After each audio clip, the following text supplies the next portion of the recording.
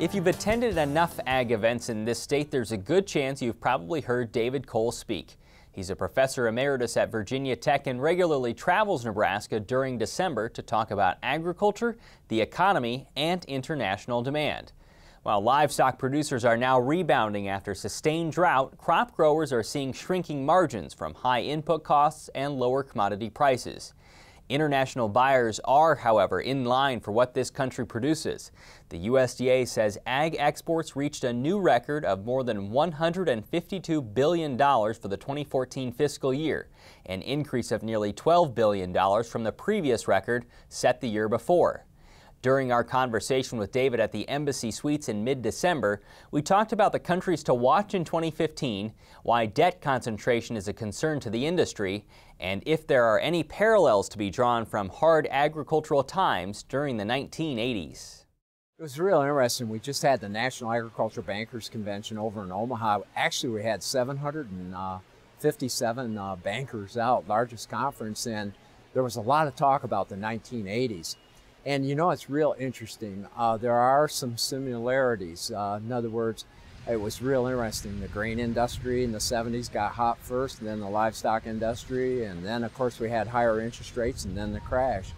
But it's a little bit different this time because one of the things that we found, instead of producers borrowing money to buy land, they've got more cash or equity invested. So when we see the correction, it'll probably be a lot slower.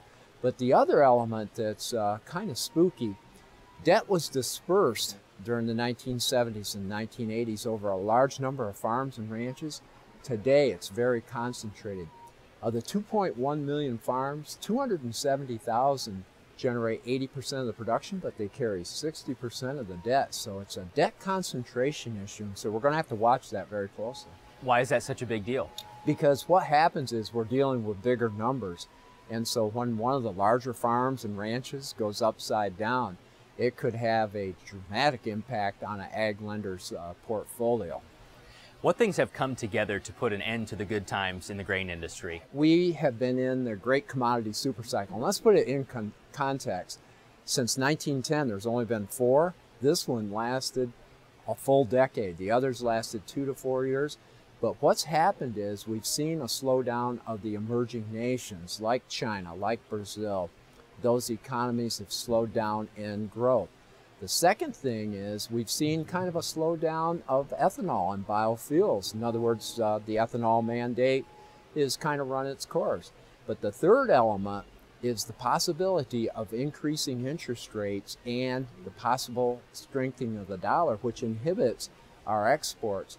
All those three, combined with our good friend Mother Nature, and Mother Nature has blessed us with good growing degree days and water, not only here in the northern hemisphere, but the southern hemisphere. Well, all 4 of those have kind of come together to, kind of suppress the prices. The big question is, how much longer is it going to last? We could see a 1 to 3 year downturn, or we could see a reset of prices from 2001 to 2007 if these 4 conditions persist. Is it a given that interest rates will change significantly in this next year? I think one of the things that you have to view is 3 things.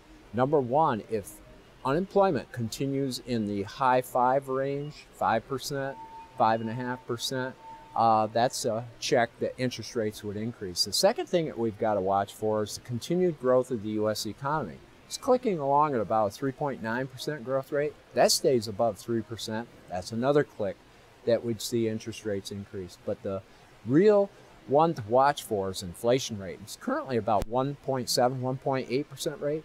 If that happens to go up about 2.5%, that would be the kind of the canary in the coal mine that says we would see interest rates increase in mid-2015. Now, my bets, we'll see an increase in interest rates mid-2015 if the economy continues to grow, people's wage growth increases, and then eventually inflation increases.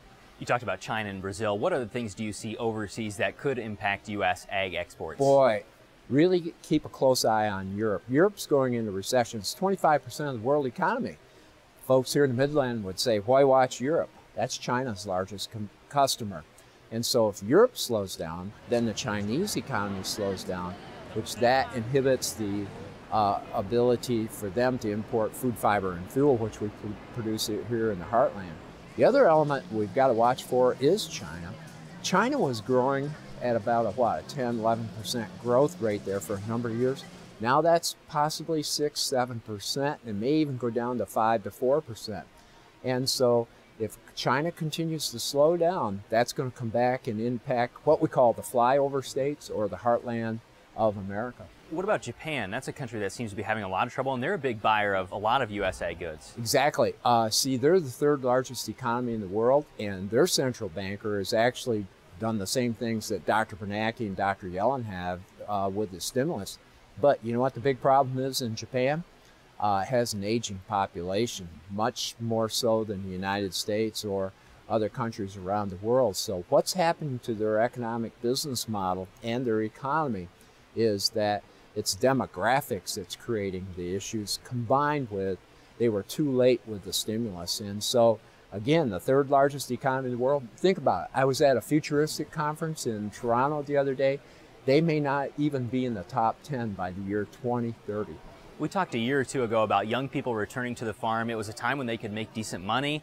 Does that change now that the super cycle's over? I think there's still tremendous opportunities for youngsters to come into the farm and the ranch business or come into agribusiness. It's going to be real interesting to see if what I call my alpha pups or the millennial generation is going to be able to take a punch. And my contention is 25%, they'll be gone in a New York minute.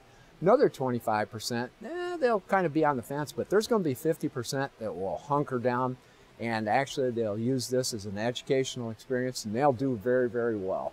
What would you advise the producers getting ready for 2015 if they know margins are going to be tighter, some things that they can do on their operations? Boy, I'll tell you one thing, right after the first year or here in December, they better be looking at their financial records, knowing their cost of production.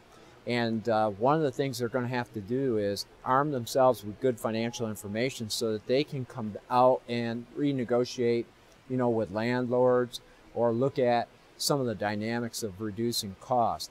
The second thing that's going to happen, particularly over on the grain side, some of them are going to have what they call a negative coverage ratio. In other words, not being able to cover their debt payments. So they're going to have to draw on financial liquidity. And so that's going to be very, very critical. But I would have to tell you, 2015 is going to be a game of chicken.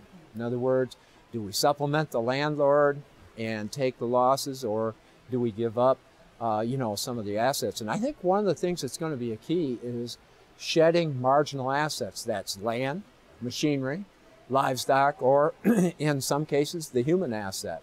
And so it's going to be some very, very critical times. But one of the things that's going to be important is that it's a collaborative effort. They're going to have to work with a group of people in making decisions.